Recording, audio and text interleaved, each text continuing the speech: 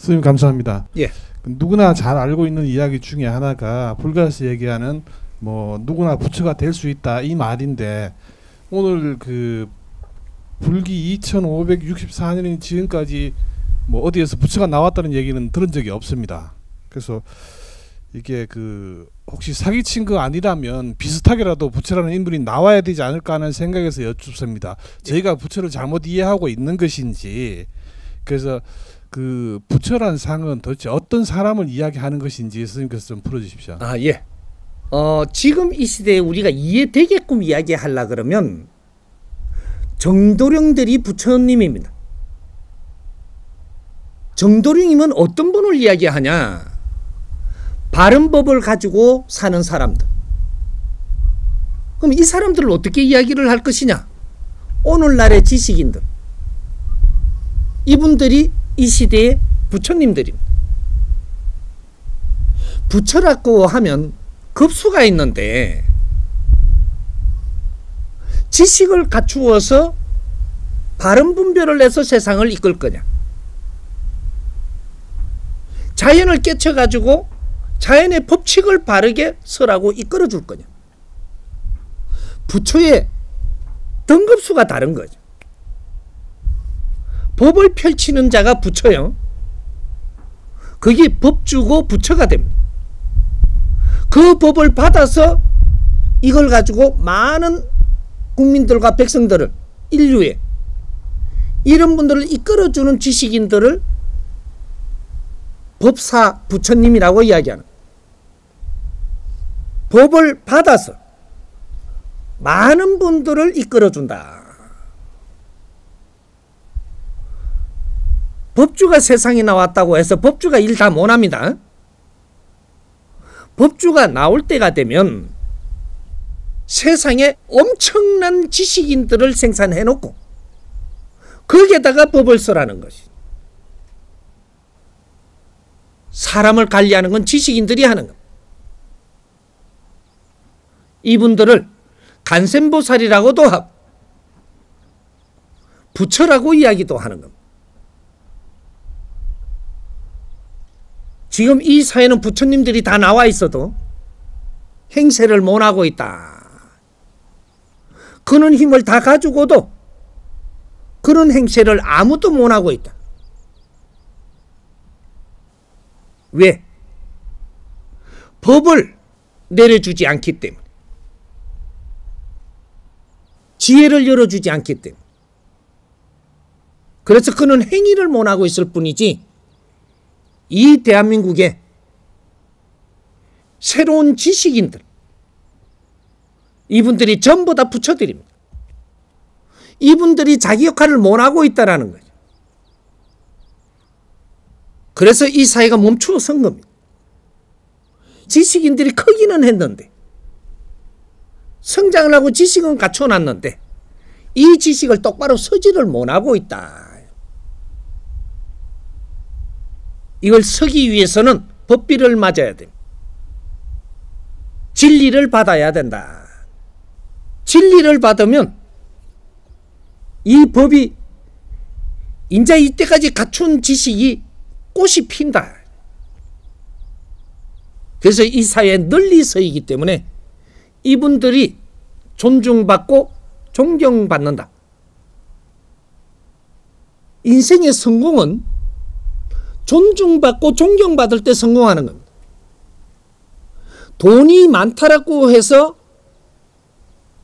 성공한 게 아니고, 지식을 많이 갖췄다라고 해서 성공한 게 아니, 이 지식을 널리 펼쳐서 존중받고 존경받을 때 성공이라고 이야기한다. 대기업을 일으켰다라고 해서, 그 조직을 이끈다라고 해서 성공한 게 아니고, 이걸 바르게 이끌었을 때, 존중받고 존경받을 때 빛나는 삶을 사는 것이고, 이렇게 했을 때 우리가 존경받으면서 인생을 누리는 것이다. 우리가 아직 존경받은 적이 있는가? 우리가 이 사회에서 존중은 받고 있는가? 우리가 존중받지 못했다면 내 할 일은 0.1mm도 한 적이 없다. 내가 아직까지 배우면서 갖추고 있을 수는 있어도 누구 한 사람한테 존중받고 존경받는다는 것이 내 인생을 사는 것이다. 우리 대한민국 사람은 누가 나를 존중해주면 내 목숨까지 내놓는 사람들, 누가 나를 알아주고 나를 존경하면 나는 모든 인생을 걸어서 거기에다가 다 불태울 수 있는 사람들이. 지금 이 대한민국의 총수가 존경받는가? 대한민국의 대통령이 존경받는가? 정치인이 존경받는가? 교수들이 존경받고 있는가? 이 사회에 누가 존경받고 있는가? 존경받는 사람이 없다라는 것은 우리 할 일을 하지 못했다라는 이야기입니다. 네가 부철지라도 누구한테 존경받는 인생을 살지 못한다라는 것은 아직 내 삶을 시작지도 안 했다. 내한테 가두어 놓았을 수는 있는데 이걸 펼치지를 안 했다. 내 인생을 안 살았다 이 말이죠. 지금 오늘날 우리 지식인들은 내 인생을 살기 위해서 이때까지 지식을 갖췄고 이때까지 사회를 배우고 있었던 거예요. 내 인생을 조금만이라도 바르게 펼친다면 누구든지 존중받고 누구든지 존경받는 이 일이 시작이 된다면 이것이 인류의 존중받고 인류의 존경받는 그런 민족으로 변한다. 이 사회에서 존중을 받는다면 인류의 존중을 받을 것이고 이 대한민국의 우리 후배들이나 후손들한테 존경을 받고 있다면 인류의 존경받을 것이다. 대한민국은 하나의 모델입니다. 여기서 우리가 존중받지 못한다면 인류의 존중받지 못한다. 앞으로 이 일이 시작될 겁니다. 지금 늦지 않았습니다.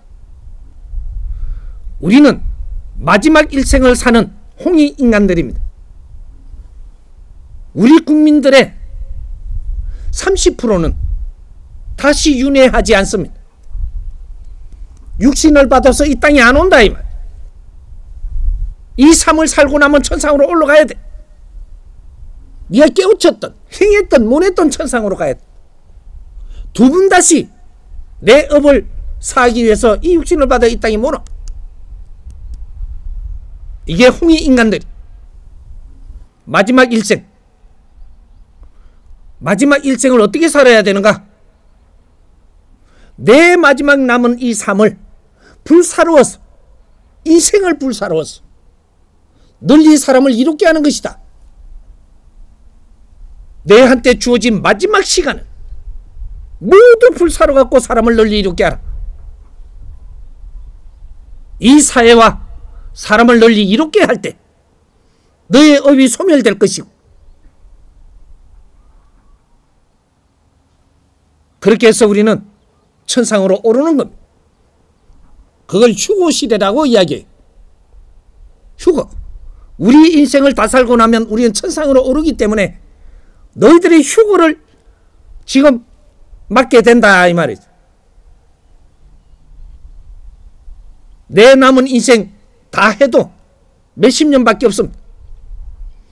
두 번 다시 이 지구에 인류의 인간 육신을 받아갖고 이 땅에 안 온다. 왜? 우리는 천신들이기 때문에 모두 해탈한다. 우리 민족의 30%는 이 마지막 일생을 살고 해탈할 것이고, 해탈 두 번 다시 인육을 쓰고 안 옵니다. 그래서 마지막 삶에 마지막이 중요하다 이 말이죠. 우리는 알아야 됩니다. 대자연의 운행의 법칙은 이것이 진리입니다.